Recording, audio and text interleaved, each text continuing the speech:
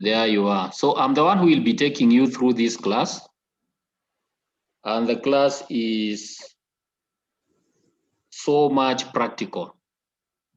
Actually, the only theory that you are going to experience is like 20%. So it's the expectation that for a practicum class should be availability of both the student and the learner for the learning to take place, unless the theoretical class is where you have to, or you can only do the video clips and share. This one, we need to be there practically. So you can advise your colleagues to make time for this class. It is them who are learning, isn't it? Anyhow, we'll be collecting the attendance, so they'll only have themselves to blame.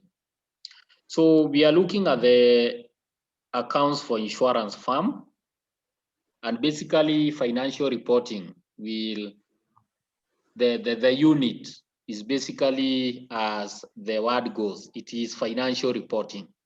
So we'll be looking at reporting for various institutions, starting with the insurance firms. We have banks, we have joint ventures, we have hire purchase firms, many of them. And that is basically what financial reporting entails. So in this particular topic, we'll be looking at the accounts for insurance firms. And the reason why we are doing this could be you will find or land yourself a job as an accountant in a financial firm, where you'll be needed now to be doing the appropriations, calculation of the claims, and ultimately the preparation of the final books of accounts. That's why we are studying it. So an insurance is like a contract or an agreement between two parties, where one party guarantees that they are going to indemnify the other party of their losses. So we are talking of the party that undertakes to indemnify the other party as the insurer. So as the ABC insurance company, I assure Kevin that I'm going to insure you. So if you are hit by any risk, I'm going to undertake the risk. But in return, you'll be paying something small in form of premiums. So the party that is paying the premiums in order to receive the indemnity is called the insured. And the document where the terms are contained, they are called the policy. So you have the giver, who is the insurer, the taker, insured, and the particular agreement is called the policy. And we broadly categorize this into two. We have what we call the life assurance, because we are insuring the life. Either we are insuring you against death, or we insure your period of time until maturity, not necessarily death. And then for the general insurance, it's categorized now dependent on the risks. For example, if it is fire, you take, if it is loss through fire, you take fire insurance. Loss through theft, burglary insurance. Damage to third parties, third party insurance, etc, etc. Kindly, when you log in, mute yourself. When you log in, mute yourself. Kevin, mute yourself. Gladys had logged in at 4:40. I don't know what happened. She logged in, then disappeared. But welcome. So we go on. So I've said insurance is broadly categorized into two. We have the life and we have the general. For the life assurance, we are guaranteeing the policy holder that after attaining a certain age, or if they die, their beneficiaries are going to receive the amount that they had been paying until death or until maturity. Yeah. So throughout the period of the policy, the life that has been insured has to continue paying the premiums until maturity. So life insurance is called assurance because the policy holder will be paid whether death or alive. That's why we call it life assurance. So we call it life assurance. It's like we are assuring that we are going to pay you, whether you are in this life or you are gone. I proceed. There are some jargons or vocabularies that we normally use when we are talking of the life assurance. And one of it is annuity. And this is the continuous amount that you are going to pay in a whole year. When we say annuity, is from the word annual. So if you are paying monthly, we expect that as at the end of the 12 months, you are going to have paid an annuity of a certain lump sum of money. So the amount payable depends upon the age of the person. And we call this person an annuitant. So it involves calculation or what we call actuarial, where the insurer will give you the package on which you are supposed to be contributing towards. For example, if you start insuring yourself at 35 years and you are estimating that your lifespan is, let's say, 65 years, we normally talk of the active life. So until you stop earning, you cannot compare with someone who will start insuring yourself at 50 years. Then when we are talking of the whole life policy, this is the policy that matures once you die. Then we have endowment policy, which matures when the policyholder attains a certain age. For instance, you can say, if I'm able to attain the age of 70, I'll consider this as my maturity. So whichever comes first. There are those people who will live up to 100 years, and you had insured yourself until 70 years. That's why we are talking of whichever comes earlier. Whether death comes earlier, you are still assured of the payment back. Whether it comes at maturity, you are still assured. If you continue living, you can still redeem your policy as of the maturity date. Then we have those life assurances that got policy, that got profits. And these are the policies where you are guaranteed that at maturity, you are going to share a certain amount of profit. Then we have the without profit policies, which means that you are not entitled to any profit other than the fixed amount that you have paid until maturity. Then you have bonus, and this is a share of profit that the policy holder will get from the insurance company. Some insurance company may convert this bonus into your premium. So instead of taking it home, let's say you've declared a bonus and you still have some 10 years that you have not paid for, and the bonus is equivalent to 3 years, you can still go ahead and spread your bonus to the remaining premiums. Then we have the reversionary, and this is where the bonus is only payable once, and this is at the maturity. Then bonus in cash is payable immediately, and this will normally occur if the insurance company has reported good profits. The owners may decide to go ahead and declare or pay bonus to the policy holders because of peddling the business or scaling it to high heights. Then we have the bonus in reduction of premium. I think this is what I was explaining above there, where you can spread your bonus into equivalent premiums. So instead of taking the cash, you just let the insurance company retain the cash. Instead, they spread it against your premiums. Then you have reinsurance. And reinsurance means now an insurer is supposed to cushion yourself against certain levels of risk. A good example of an insurance company is Kenya Re. For example, let's say Britam Insurance Company may decide to go and insure partly their business with Kenya Re. Kenya Re is a reinsurance company. A reinsurance company is the insurer of the other insurance companies. I think it's now sticking. So it means that if the insurance company is affected, the reinsurance are going to cushion them against the risk that they are suffering from. Then we have what we call the retrocession. And this is where the insurance company will reinsure one property with more than one reinsurance company.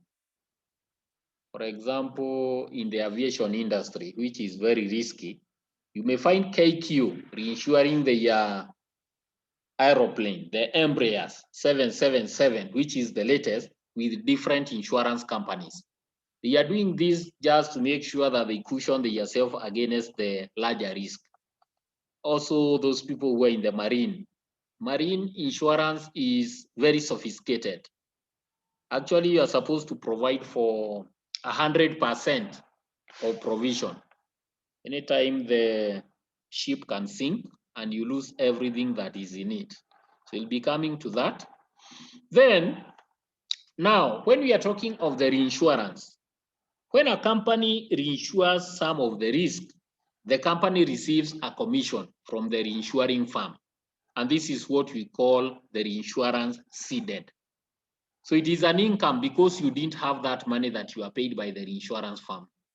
And then we have the commission on reinsurance accepted, which means when the reinsurance company now decides to accept now those premiums from another insurance company, because of course the other insurance company have decided to reinsure their business with us or with the insurance company, we pay, or the insurance company pays a commission to that other insurance company which is insuring it. So when we are talking of the commission on reinsurance accepted, we are talking of that money that has been allowed by the other business to reinsure us. Are we together? So it should be us versus them. That is why I'm using this term with us, so that it comes out clearly.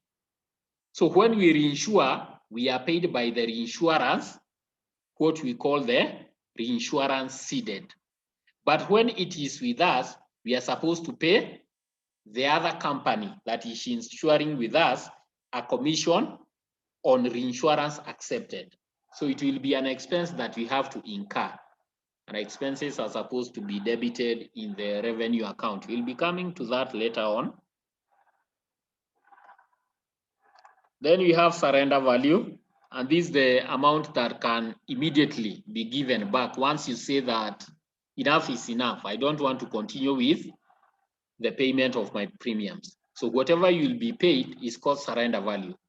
Then paid up value is if there is no any other premium that you expected to pay. Let's say you had signed a policy or an agreement of 20 years and you have stipulated or paid all the 20 years.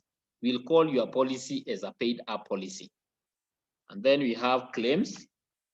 Insurance business is all about claims, and we realize that it means the amount payable by the insurance company. So this is the amount that will be paid back either to you at maturity. If you are gone or if you've died, your beneficiary will claim the amount that your policy was holding. And people are normally advised not to disclose this even to your best half. If you, most of the deaths that are occurring in especially the first world countries is due to insurance cover.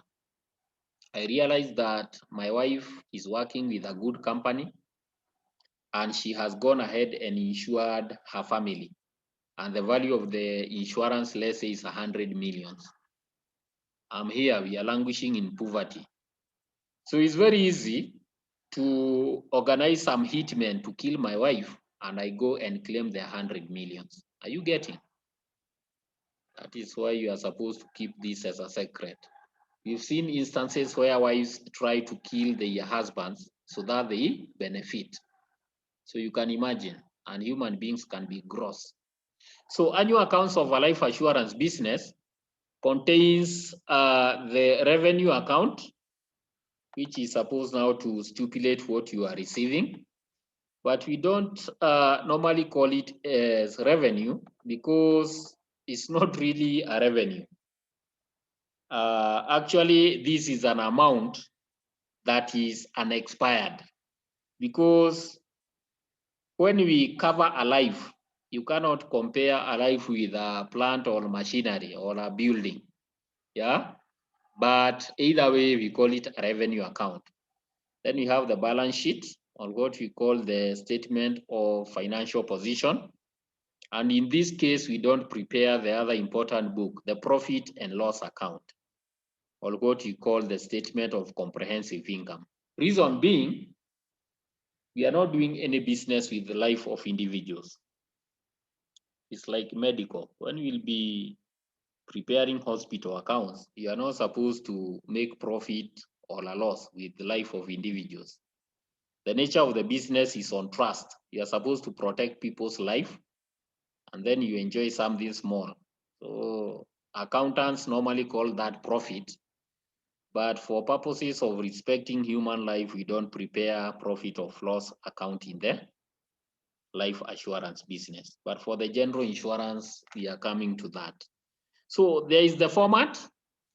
I want us to use the vertical method.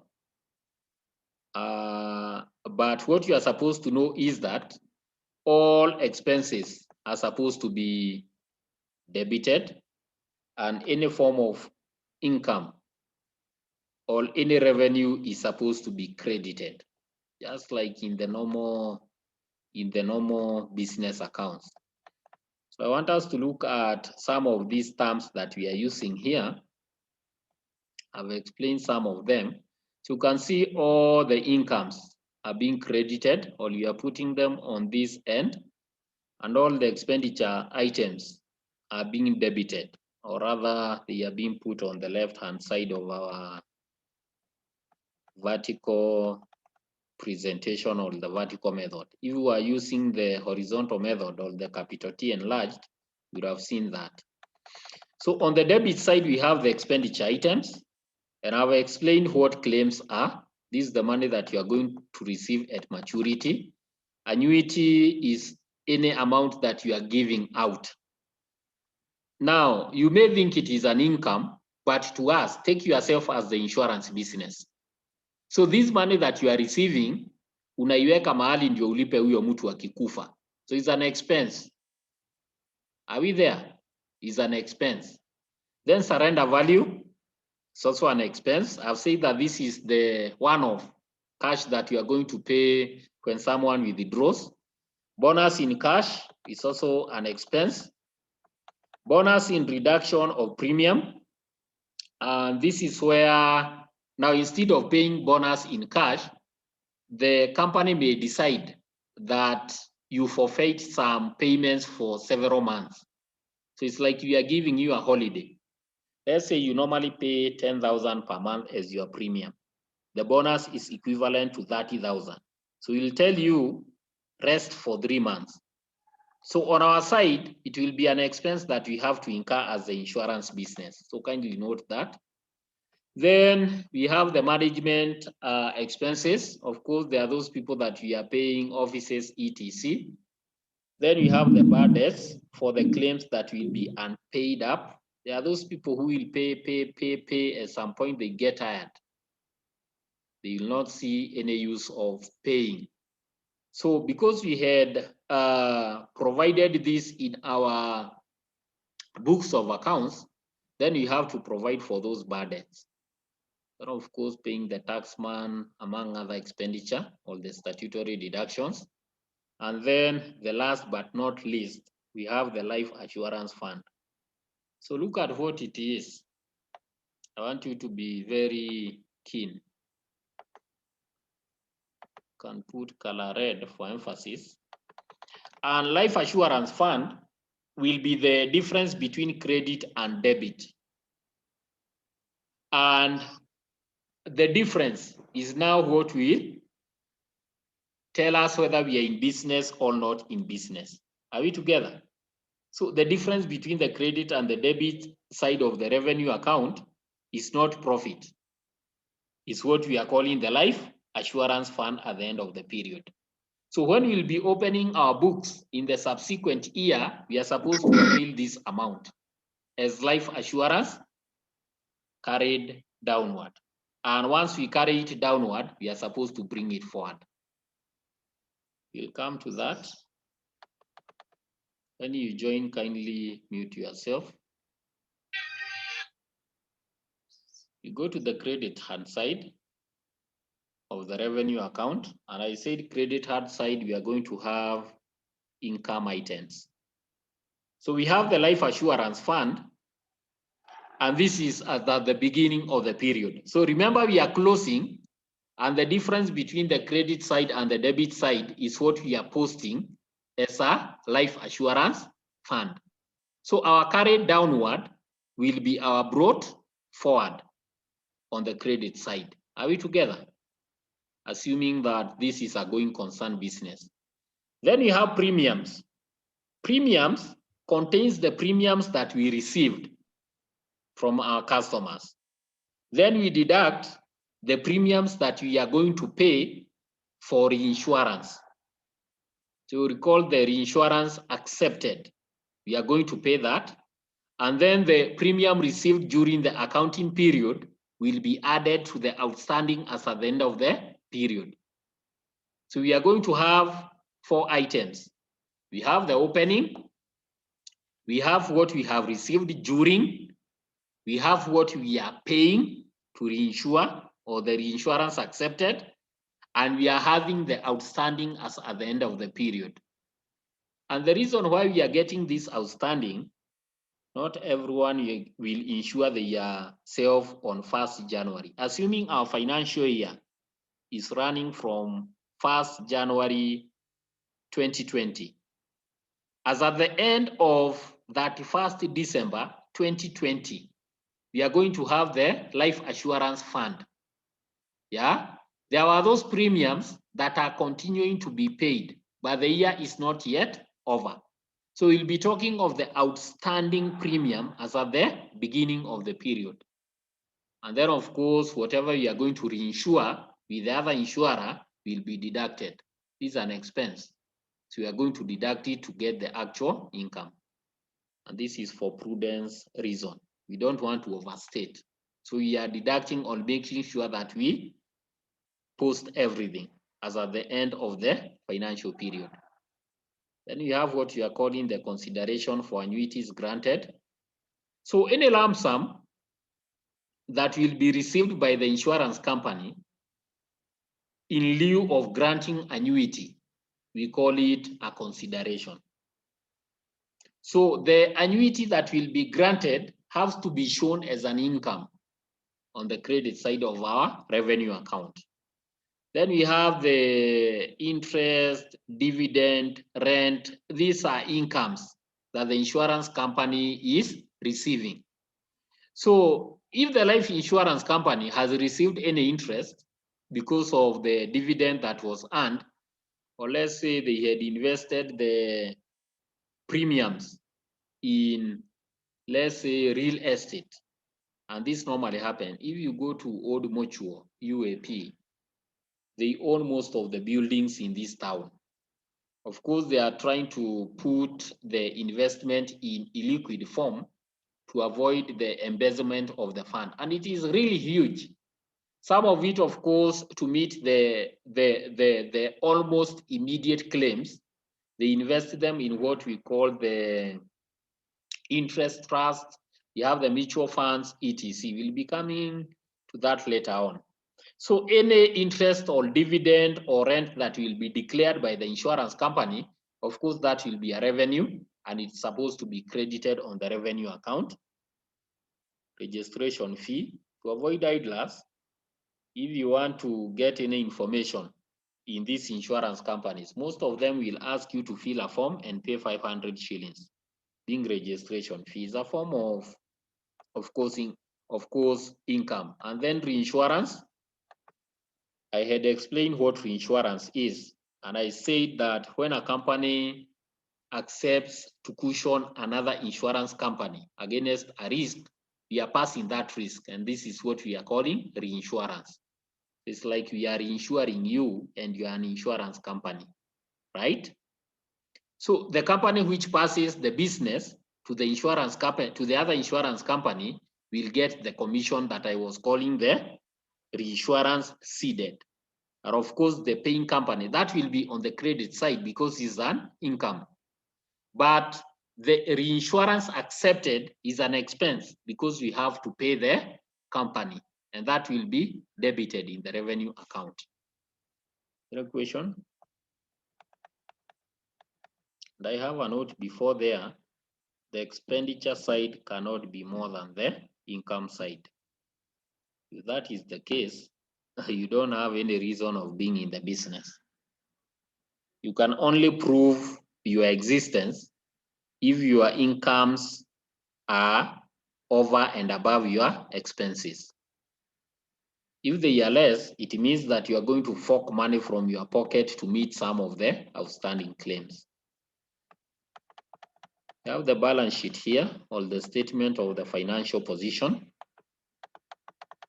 You can see the assets of the insurance company. So mortgage, these are privileges that will be given to the people who are making use of the buildings that we owe. Or of course, in return, they'll be paying rent as a form of income. You have the policies. This is the nature of our business. So we know assets is the resource that is being used to generate income. If you are trading in stock, shares, government securities, bonds, name them. All these will form part of our assets. Are we there? Then we have the agent's balances. An insurance company is not supposed to trade directly with you. Of course, we have a go-between whom we call the agent, or we call them insurance brokers. So an insurance broker will approach a customer, help you write the policy or the agreement, and then you start paying to the insurance company. So the agent's balances, after we clear them with their commissions, is our assets. Then of course, the outstanding premiums. This is what we have not collected. In the real accounts, we talk of prepayments. Like if I pay you in advance, that money you can treat it as an asset. If it is money that I ought to have received and you have not paid, it becomes a liability. Are we there? So you can see we are talking of the outstanding premiums, not the premiums that are paid, the outstanding premiums. Then when we go to the interest, dividends, and rents, we are talking of the accrued because we ought to have received, but it is not in our books. But we need to reflect it at the realization, or what in line with the realization concept. Revenues are supposed to be realized at the point of transaction and not when they are earned. I know you know all these things. So we have sundry debtors, bills receivable, bank cash. These are normal current assets. Then on the other side, or the credit items, we have the owner's equity, or the capital that the owners will contribute to put this business afloat. If there are any reserves that are going to be kept by the company to ensure that if any risk hit us, we are able to clear, then that will be falling under the income. And then we have the retained earnings, what we retain in our books. Of course, we have each of the category of business treated differently. We are coming to that. Allow me to pick, help me mute.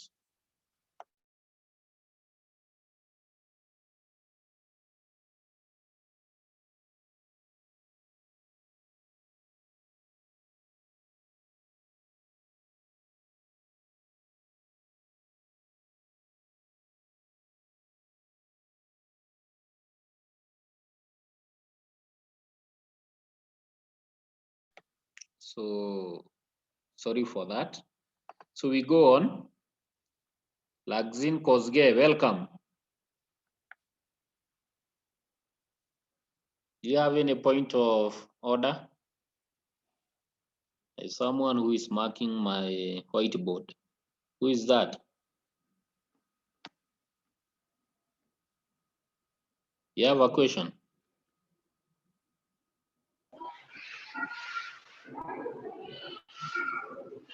Any question? When you log in, mute yourself. Kevin.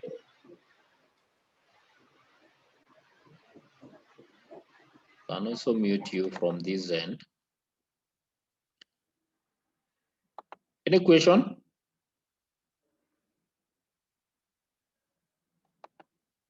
No question. I was talking about the funds from other businesses. It's very unlikely that you'll find any insurance company only offering life assurance. Any other segment of business cover will be treated independently. So we are treating them as separate entities. And this is normally done to avoid conflict of interest or one business doing or eating into the other business.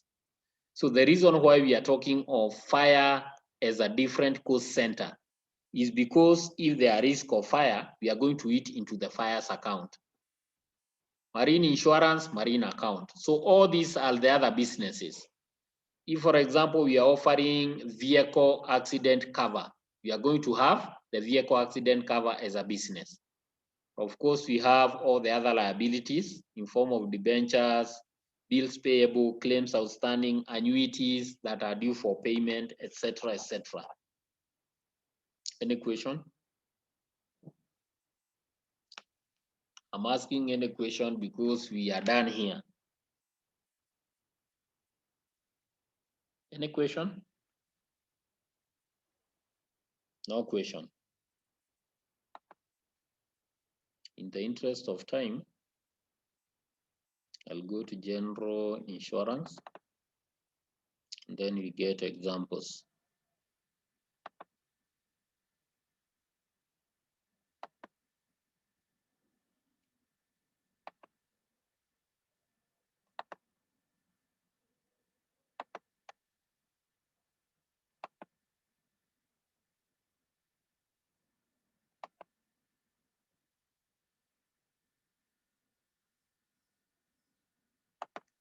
Well, that is life assurance.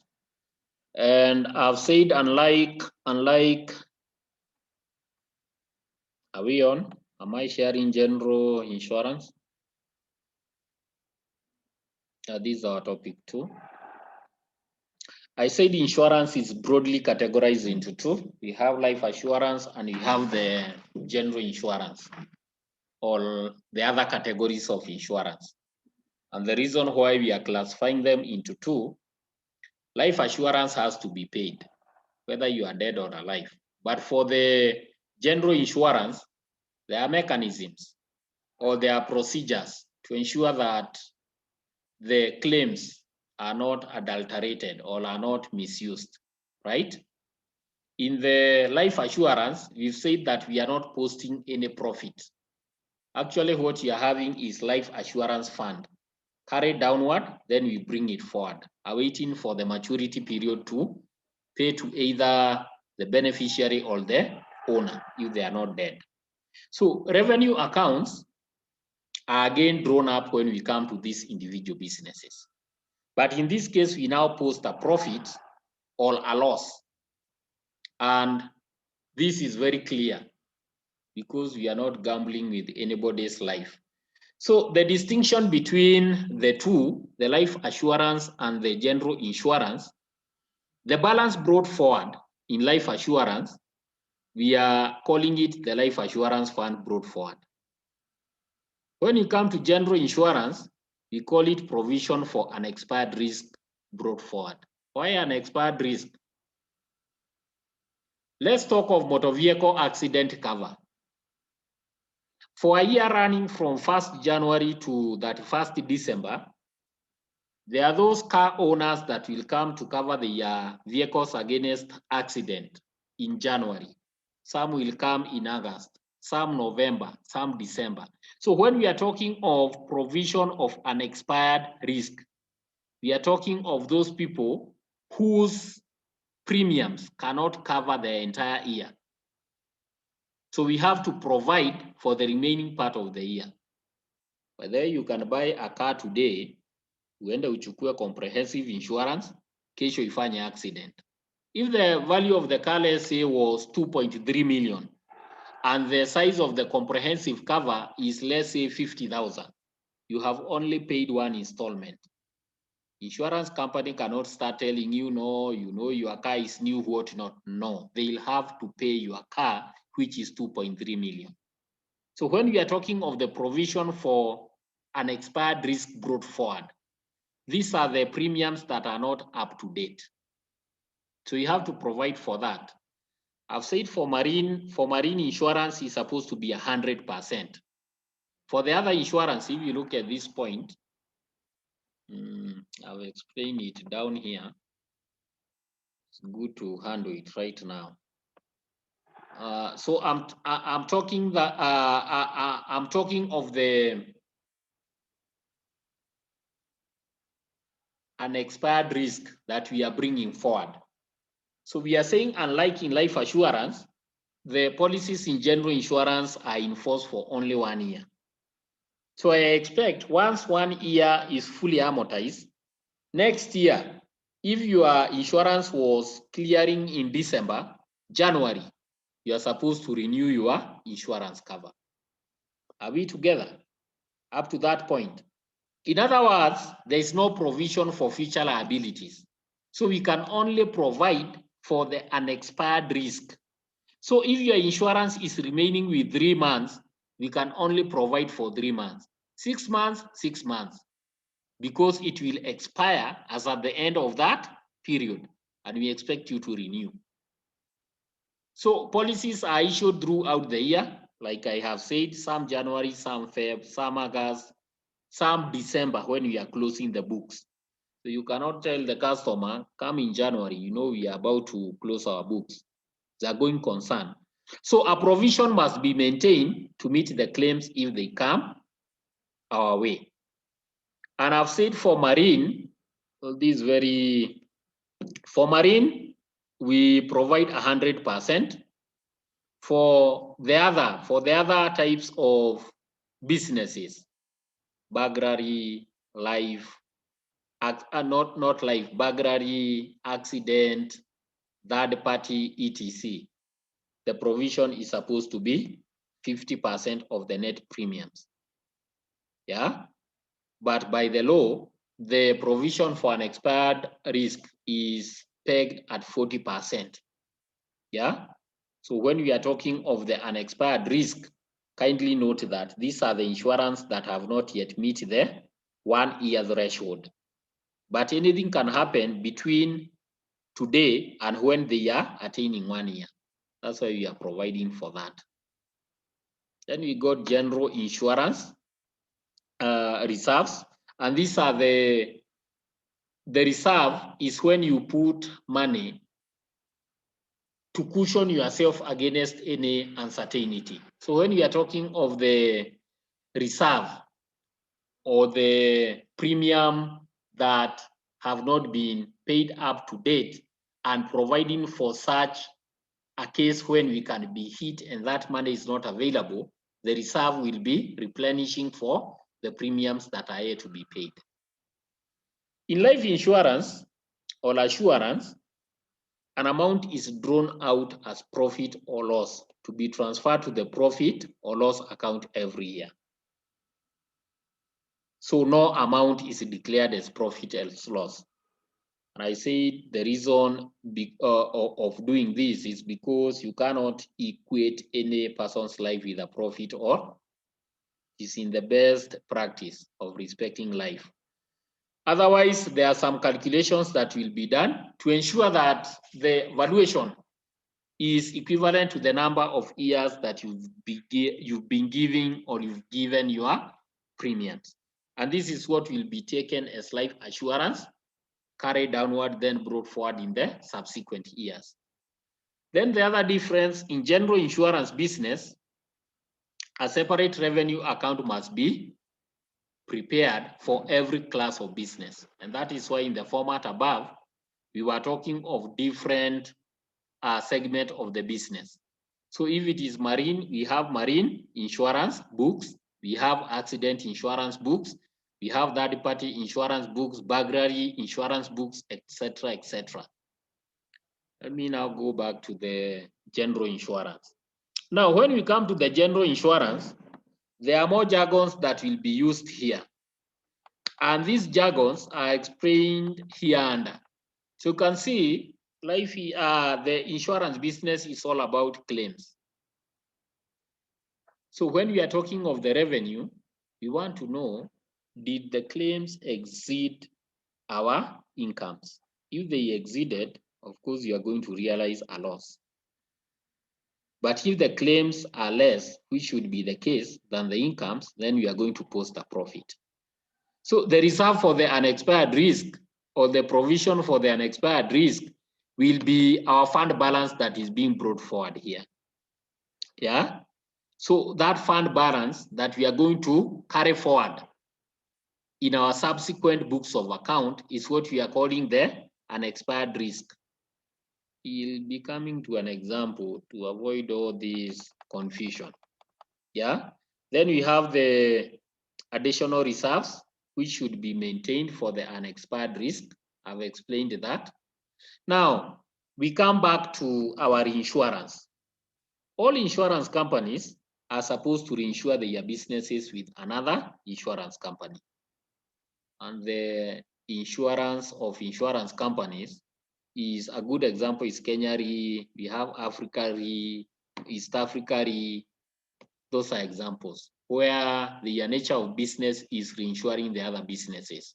So in the portfolio of Kenya Re, you are going to get the other insurance companies being insured there. So reinsurance ceded is the amount that is passed to the reinsurer. And we said reinsurance ceded will be an income to us, right? So it's supposed to be credited. But the insurance that we are going to accept will be an expense. So it ought to be debited. So the original insurer receives a commission and credited to the revenue account as the commission on reinsurance ceded. So just know that whatever we are ceding is supposed to be an income. But whatever we are accepting as a risk, we must pay a commission for. And therefore it becomes an expense, which is supposed to be debited. We'll be coming to that.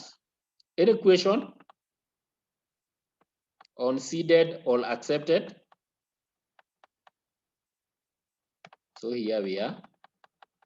I want us to do an example.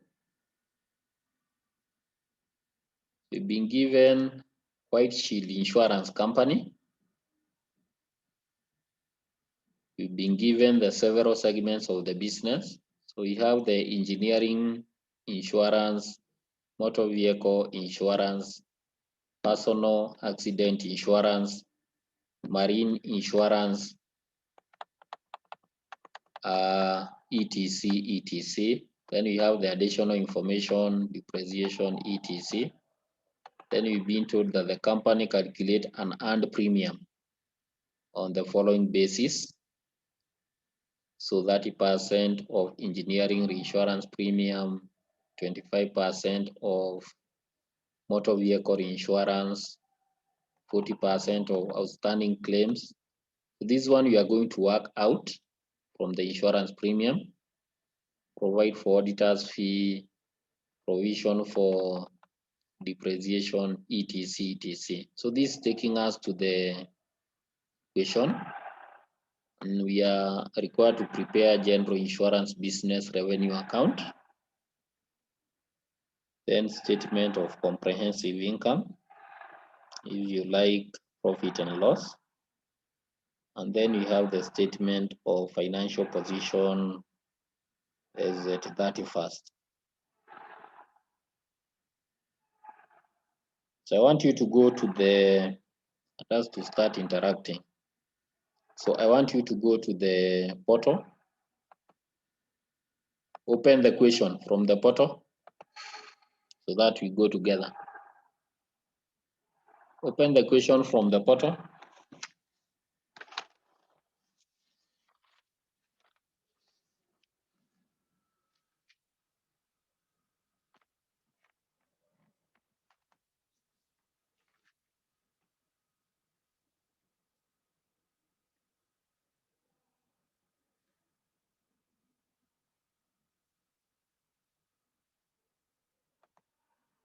Confirm once you have opened. Are you opening? Kevin?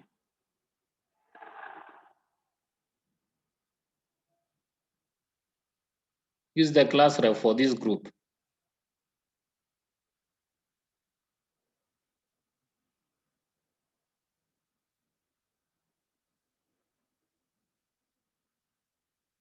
We have 2 Kevins. Ombok? Yes, please. Have you opened? Yes, please. So you have the question on your end, right? Yes. Let us work from the Excel sheet. So I'll stop sharing and let me minimize it because I still want to see that question.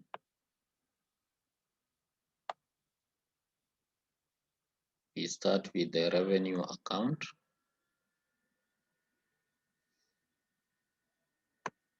Let me minimize and stop sharing. Share.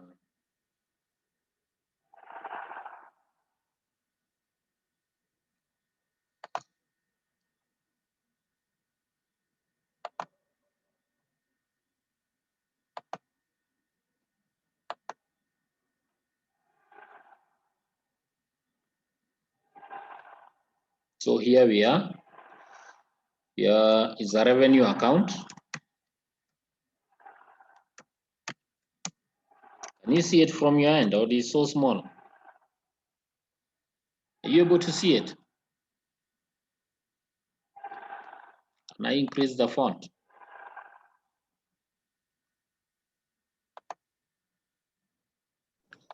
Yes. You're able to see. So this is my revenue account.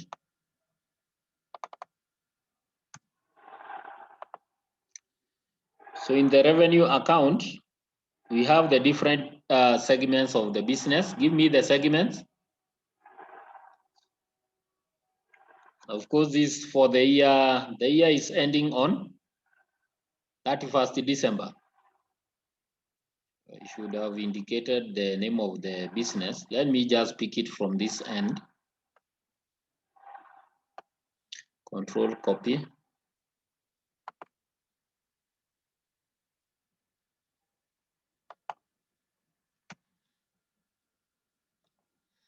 So it's called White Shield. This not statement of financial, rather this revenue account. Revenue account.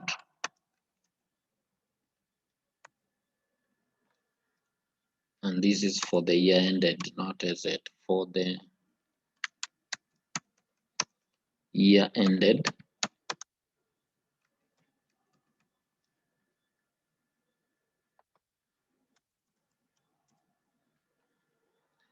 Give me the different segments of business. You have engineering. The other one is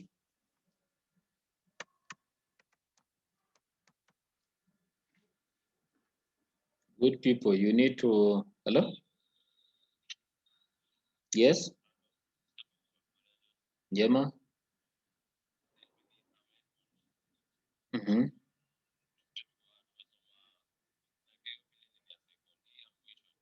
Mm-hmm.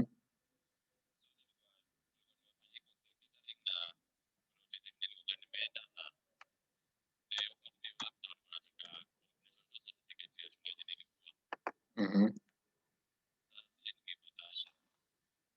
Did you tell them that you are not our student?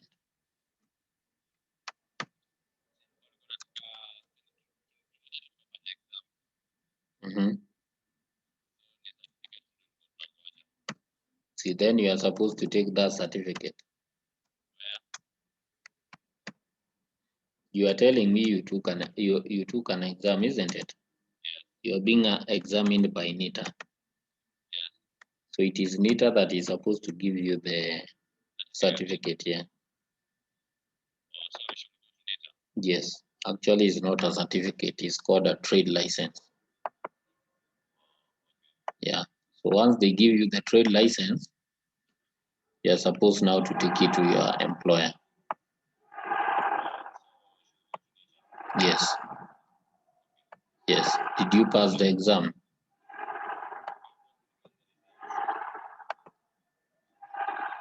Okay. Kindly check with them.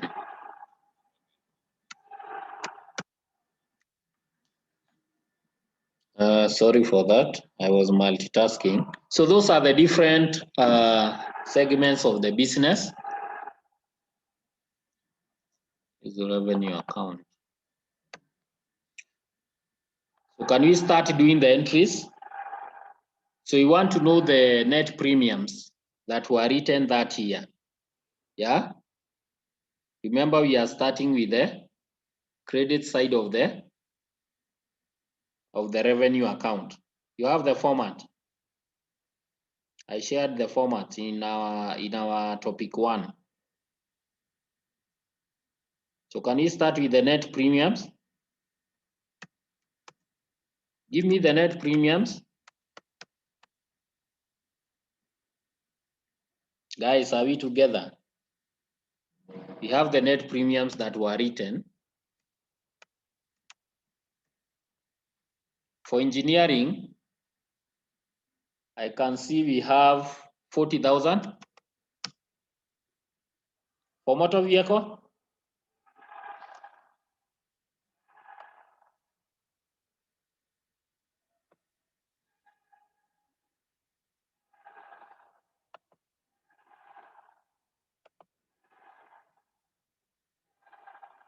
no, I'm wondering whether I'm still in the Ombok. Ombok, can you hear me? Yes, I can hear you. But I'm not getting any response from the class. Guys, can everyone access the question from the portal? Are you able to access the question?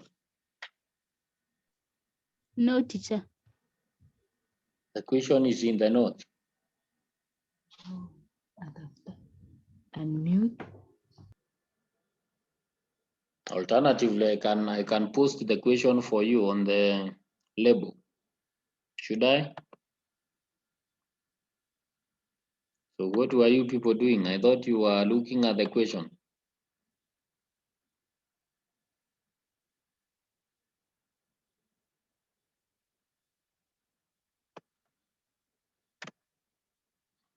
Let me post it for you.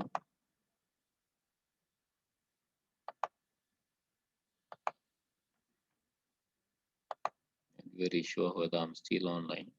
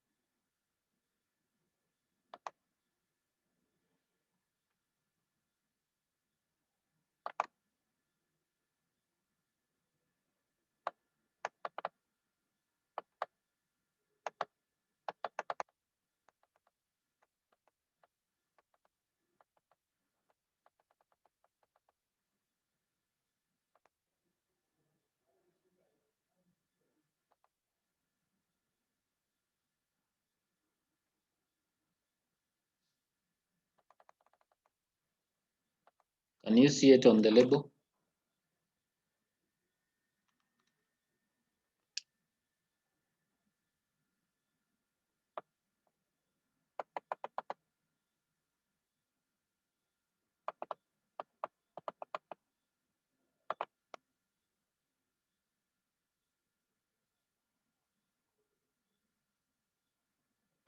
I posted the question on the label. Can you see it?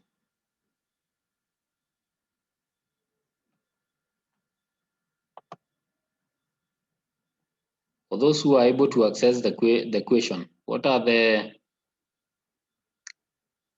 net premiums that were written for the subsequent businesses?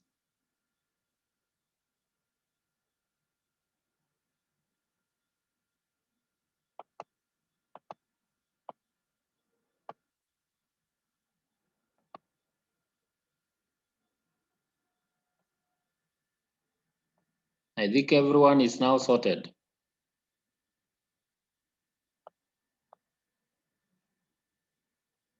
I've lost engineering.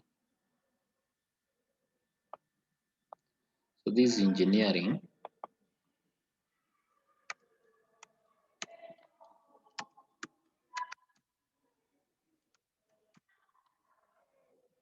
This is motor vehicle.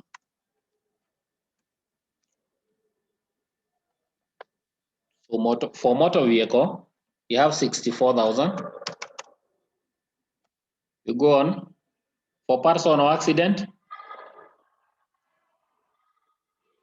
you have 70,000.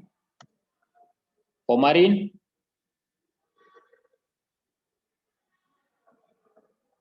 96,700. Then from that, we are supposed now to get the unearned premiums. So we have the unearned premiums.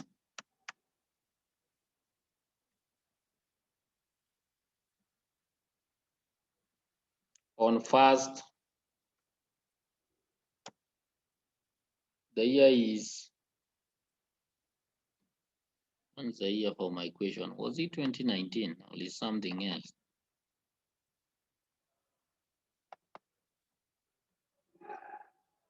Now forget about the year, but we've been given the additional information number 1. So we've been told that the company calculates an earned premium on the following basis. We've been told 30% of engineering insurance premiums, 25% of motor vehicle insurance premiums, 40% of personal accident insurance premiums, and 45% of marine insurance premiums. So can I get 30% of engineering insurance premiums?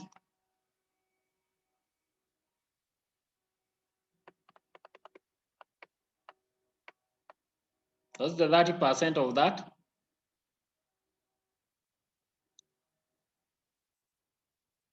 Being given the unearned. The year is 2019 from my question.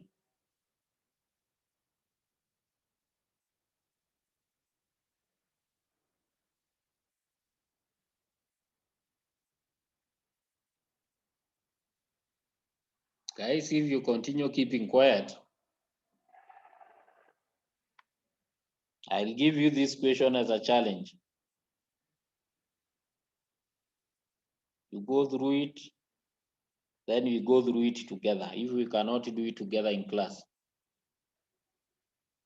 I can see the figures for the unearned premiums in the question. I'm not very sure whether we are reading from the same page. So for the engineering, it is 7.2.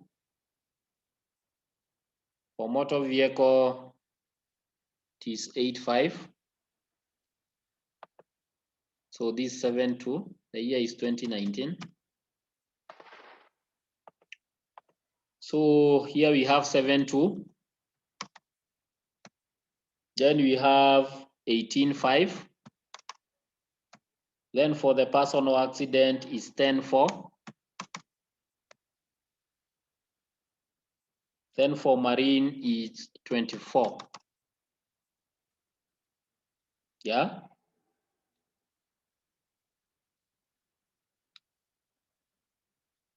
So you can now get the unearned premium as at the end of the period.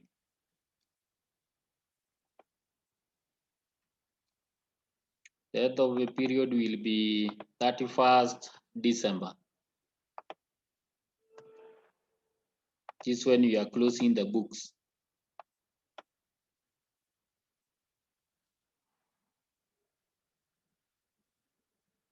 And you've been given, yes?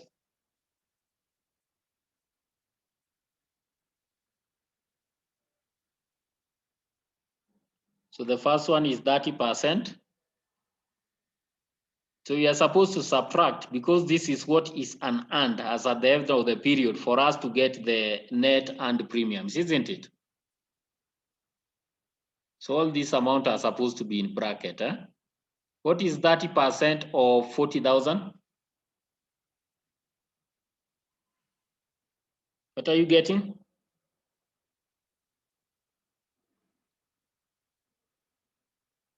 %30 of 40, that is 1 to 12,000. Yeah, can confirm that.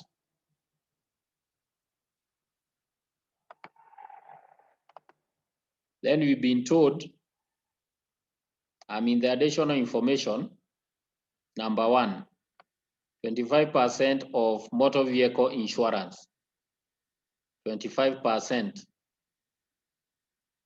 So we are talking of 25% of 64,000. What do you get?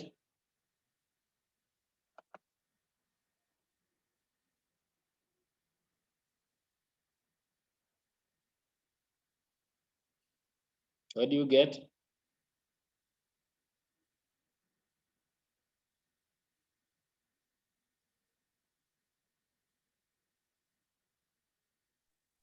$16,000. 16,000. Then 40%, what do we get? 40%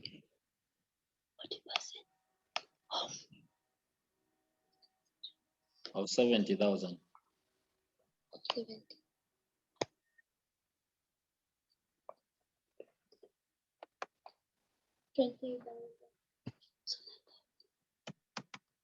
28,000.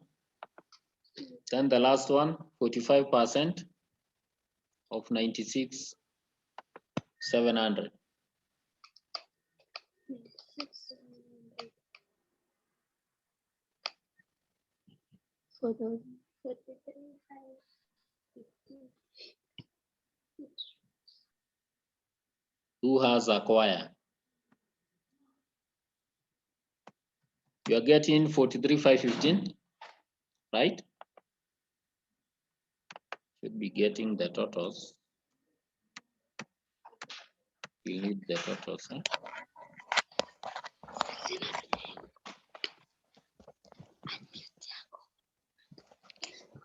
Yes, madam.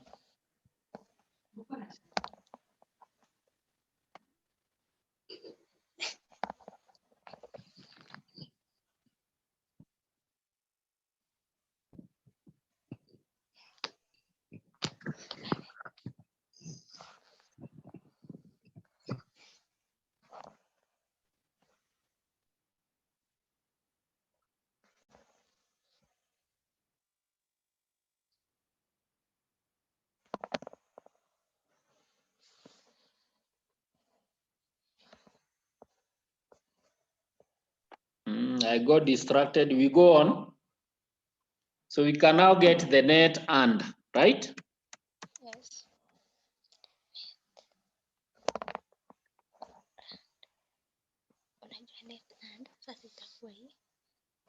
So what is it?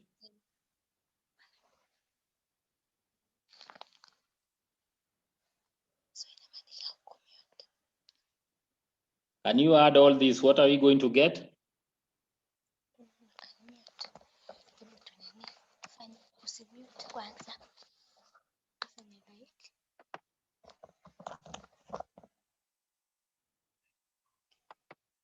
I'm waiting for your answers.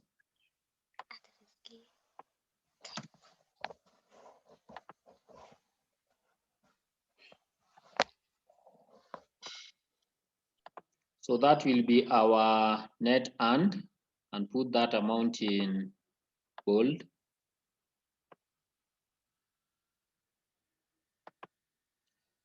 So we go on. Then we have the claims that were paid. We need to add back, yeah? So that we are able now to deduct the outstanding claims, right? So the claims that were paid, claims paid.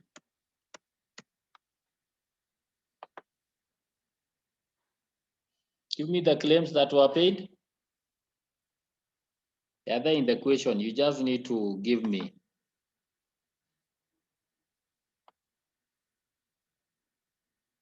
We have 96, we have 12, we have 96, we have 46.5. So this 9600, I have 46.5. I have 21,650. Then I have 56,400. Right? Then we had the outstanding claims that had been brought forward on first. So outstanding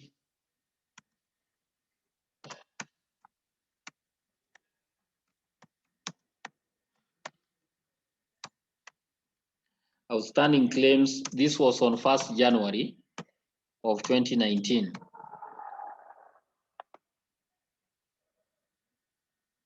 Give me the outstanding claims, and you are supposed to deduct this figure because it was outstanding.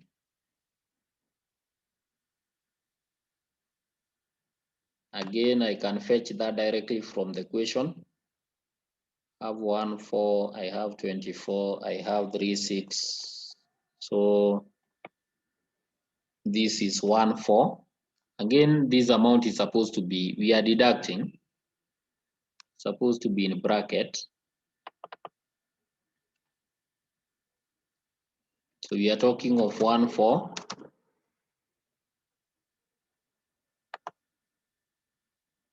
Then we have 24.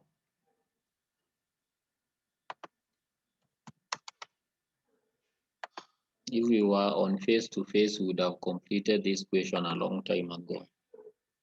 So the dangers of working online, you have to bear. Just some simple stuff have to take a lot of time.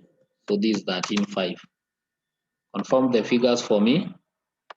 So can we now get the outstanding claims as at the end of the period? So we are talking of 31st December. It's 2019, not 2020. So as at the end of the period, I got 2,3, followed by 27.5. The vehicle is doing so well, followed by 44.50, followed by 17.550. Since I'm alone in this class. So this will give us a figure for all the total claims that were incurred. So I think we are out of the wood, right? I'll be getting the total for this. What are we getting? Total claims incurred.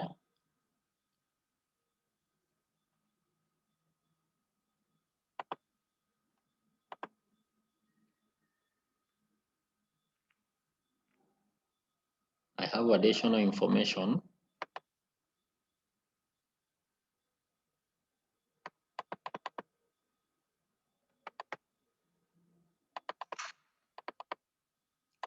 And to check in the additional information.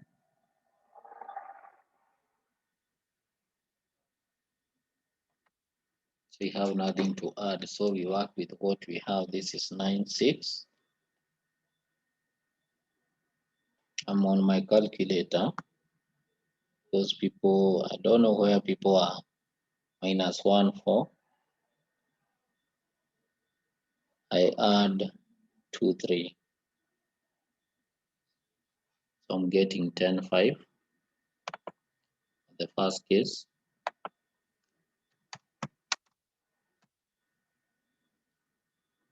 The second case.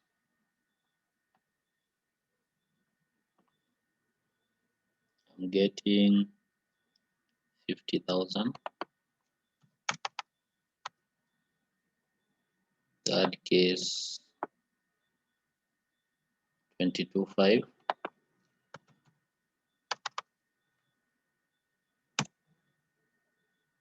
Then lastly 60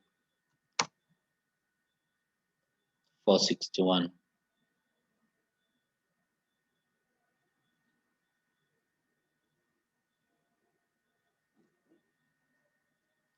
$64 and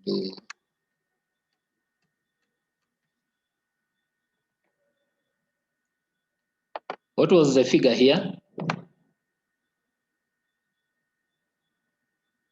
It was 56,400.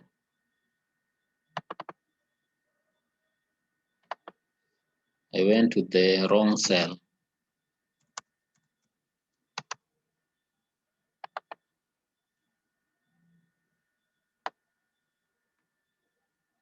I'm getting 64.50. So these are my total claims.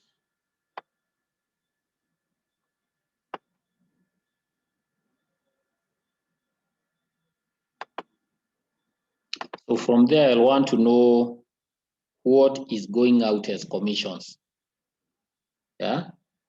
We come to the debit side of the revenue account. So these are the commissions that we are going to pay, and the commissions have been given. I check in my question the commissions. Provide auditor's fee as an expense.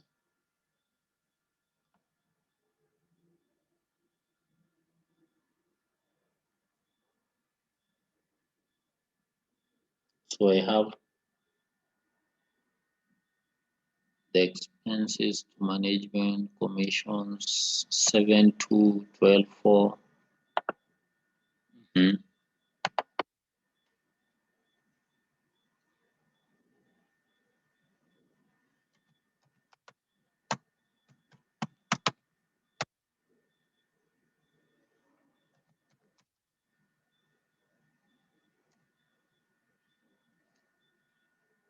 Is negative.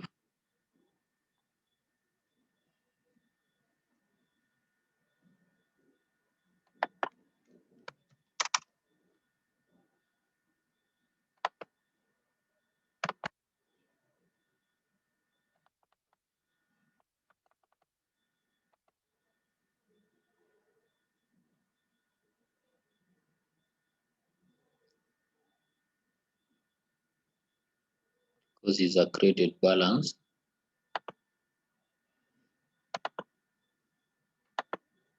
And then we have the last item is expenses.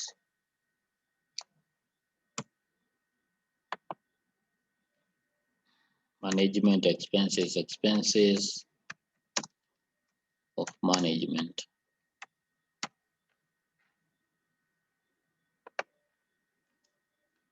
So I have 3186 and 3 18 450. There we are.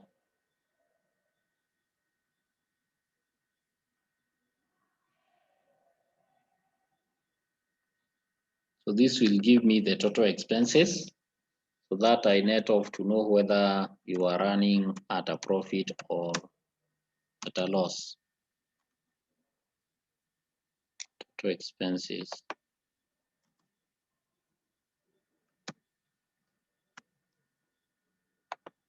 is equal to sum. Are we together, guys? So I'm adding that, and then I scroll the formula. And then from there, I'll be able to know whether I was running at a profit or I was running at a loss. And the difference now will be the balance of underwriting, which is either a profit or a loss. If it is less, then I'm going to incur a loss. And that figure, so I have this, the first one, is it a profit or a loss?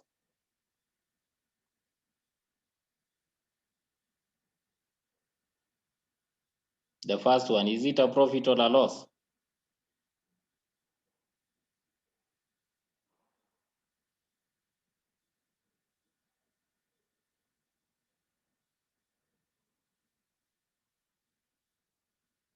Is it a profit or a loss? Guys, you are letting me down. We can't come this far, then we start arguing whether it will be a profit or a loss.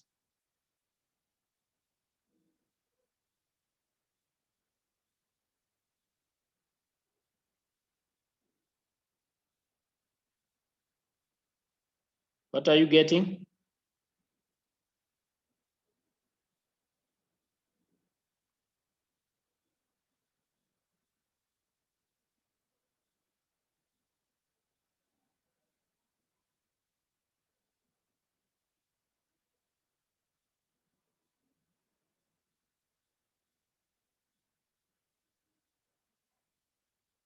I leave it to you.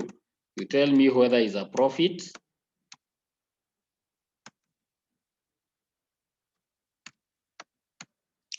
or a loss.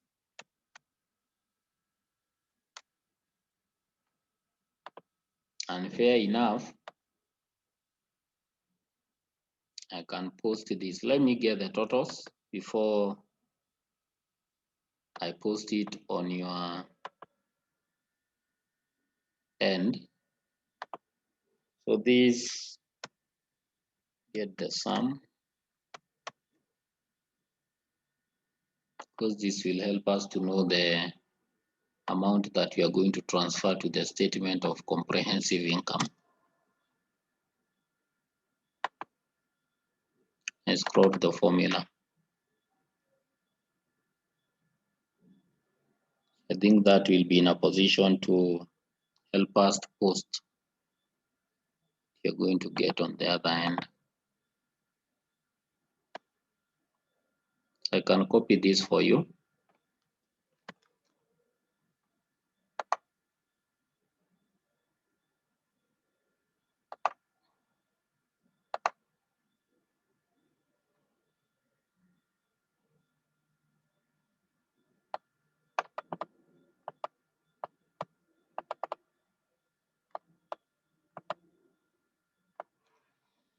Add an activity.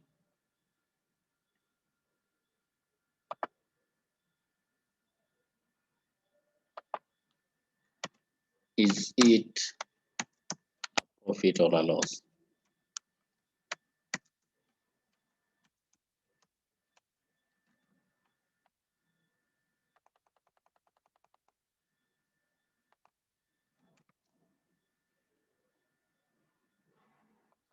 So I posted the workings.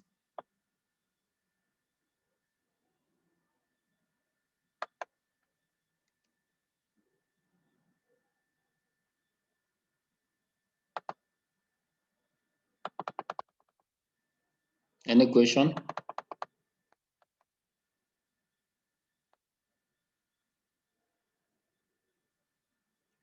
You have any question? I'm winding up. It'll tell me whether it's a profit or a loss.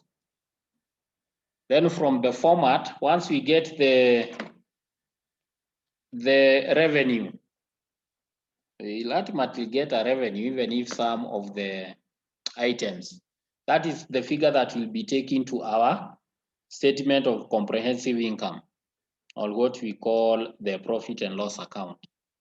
So we'd expect when we'll be doing the statement of the comprehensive income, the profit that is transferred from the revenue account will be the first figure before we add any other income. Then we net off the expenses. Then of course, we get our EBIT, and then we get our EAT. EBIT is earning before income tax. After I subtract now the taxation, we are going to get the profit after taxation. or what I'm calling the EAT, earnings after taxation. And that is what will give us the figure for retained profits that will be taken to the statement of financial position, or rather the balance sheet. Any question?